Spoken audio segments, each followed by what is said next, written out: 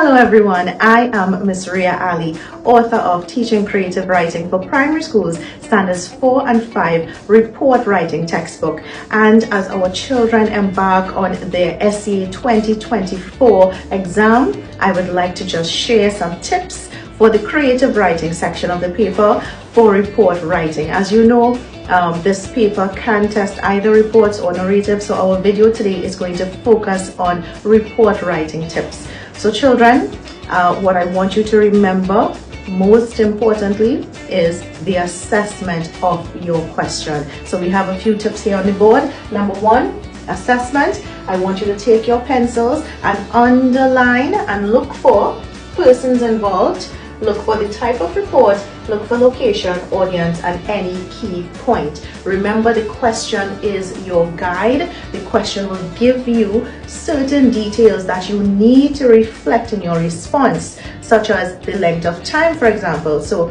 if you are doing a project, you would want to capture the period of time over 3 weeks perhaps, so you'd want to reflect in your content week 1, week 2, week 3, etc. If you are looking at an accident report, for example, you would want to have the persons involved, the vehicles, the registration, you would want to have details of injuries and so on. So you want to have content that is appropriate, and you will get this information from the question itself.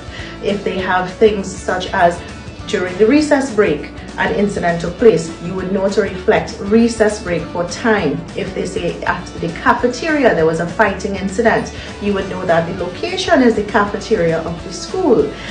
If they say that a visitor came to address the standard 5 class, you would make sure and mention that it's the standard 5 class and not the entire school. So your question will give you little clues which are very important for your response. So the second thing, look out for eyewitness, non-eyewitness, what we call EW or new. So the eyewitness report is a report that would ask you, again, the question itself will give you that information. So example, you are in class when you observed 2 students playing with a football which came into contact with a light bulb, causing it to break. Write a report to your principal on what you observed.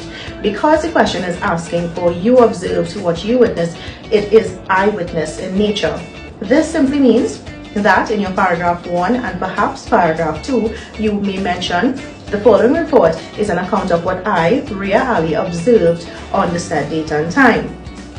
Paragraph 2, you may also want to put your name again to indicate on the set date and time. I was in my classroom when I observed, and then to switch from the use of the personal pronoun, all you have to say, furthermore, it was observed. So you change the I and you turn it into it, so you get back into the flow. And so that is how we handle the eyewitness reports.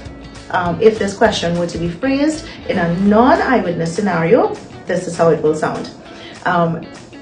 During the recess break in the standard 5 classroom, 2 students were playing football when the ball came into contact with the light bulb and broke. Write a report to your principal on the details of this incident. That is a non-eyewitness report. So again, allow the question to guide the content that you will put forward. Also, we want to remember that we have 4 main categories of reports. In my textbook, you would know that I would have categorized 4 main types: accidents, incidents, activities and events, as well as competition reports. And under these 4 types, we have many subcategories. And as you know, there are 5 paragraph formats for each one.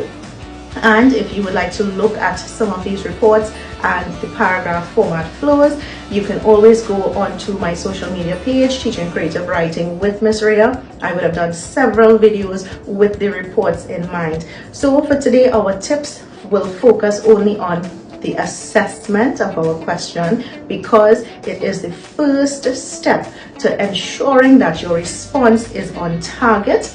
And children, I want to remind you that the reports are a perfect harmony of content and vocabulary. So again, preparation is key. It brings the confidence that you want, and always put God first. Best wishes and best of luck to you.